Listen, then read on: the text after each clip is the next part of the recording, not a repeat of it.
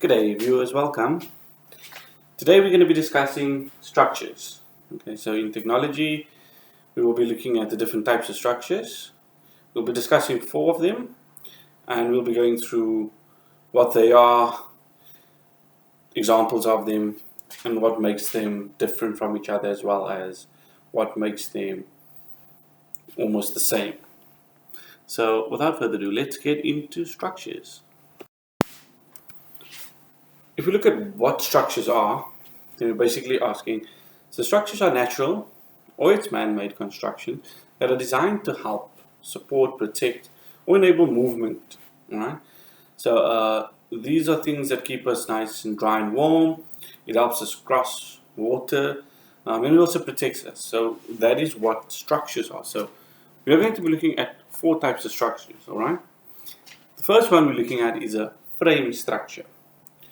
So according to Barnard et al., a frame structure is built by putting strips of material together. So a frame is an open source of a structure. So if you want to look at it, if we're taking one piece, we take another piece, and we take another piece, that's a frame. All right.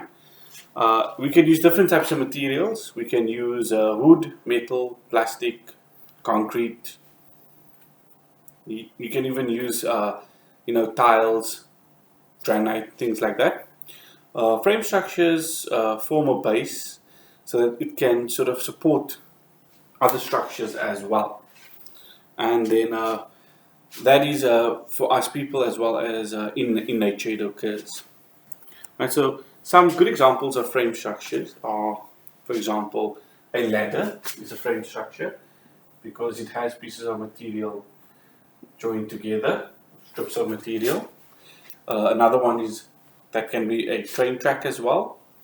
One that we all have is a skeleton. It's different components put together to make a frame.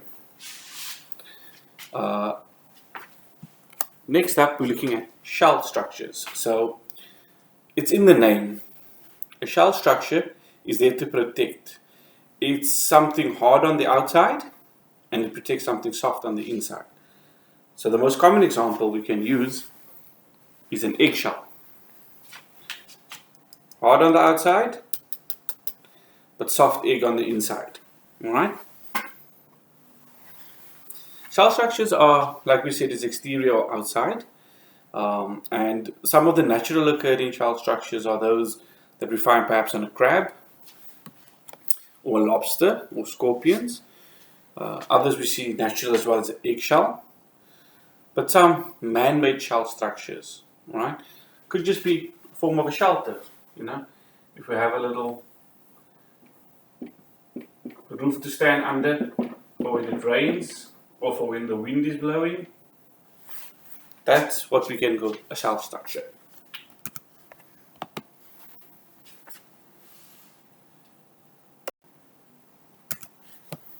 Next, we will be looking at solid structures. So solid structures is something that is completely made up by one or more materials.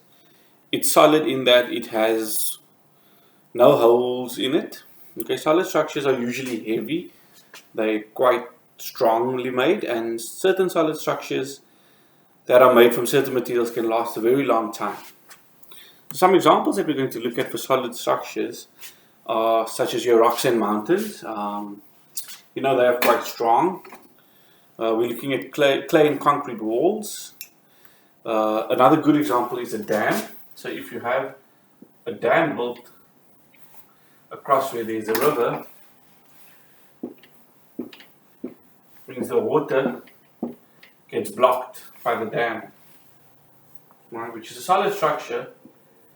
It's completely solid.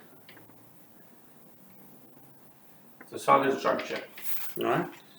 Another good example that we don't think about every single day of a solid structure is a door. Right. It protects. It's solid. But this brings us on to our final type of structure, which is a combination structure. So combination structures are made when we use frame, shell, and solid structures together. So good examples of this would mean that it serves a purpose that all the others do, which is to help protect, help support. Some good examples of combination structures, the very common ones are our houses or buildings, alright? So houses are generally built on a frame, first of all. Then we have the shelter part, which is additionally a frame on the roof first. And then we also have the solid walls. Alright? And if you want to make it smaller, we got our house, which is our frame, our shelter, and then we have another solid one in there, which is a door. Other forms of combination structures are chairs. You know, you have a frame of a chair,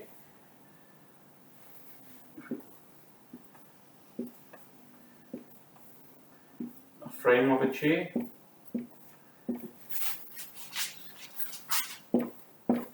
but we have something solid to sit on.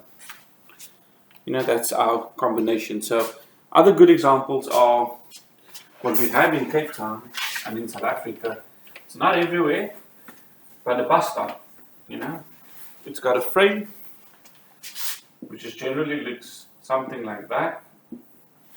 And then it's got a little roof over it as well, so that you are sheltered when it rains.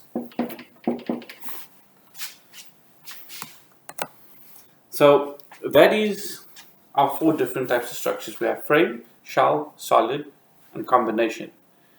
And if we look at them, what do they have in common if we compare them? Alright? So your frames are generally used to support something. Your shell structures are developed to protect something. Your solid structures are there to make it stronger. And the combination of that is what makes the topic structures. So the best example we can look at for this one is the human body, where we have a skeleton, as we said before, right? And over that skeleton, we have a shell structure here in the skull to protect the soft brain. And then we have our solid structure, which is like our skin and muscles, to protect the frame structure. And the solid structure, like we said, is things like that, which then makes a combination. So a combination structure. So that is our lesson on the 4 types of structures, and hope you learned something. Thank you.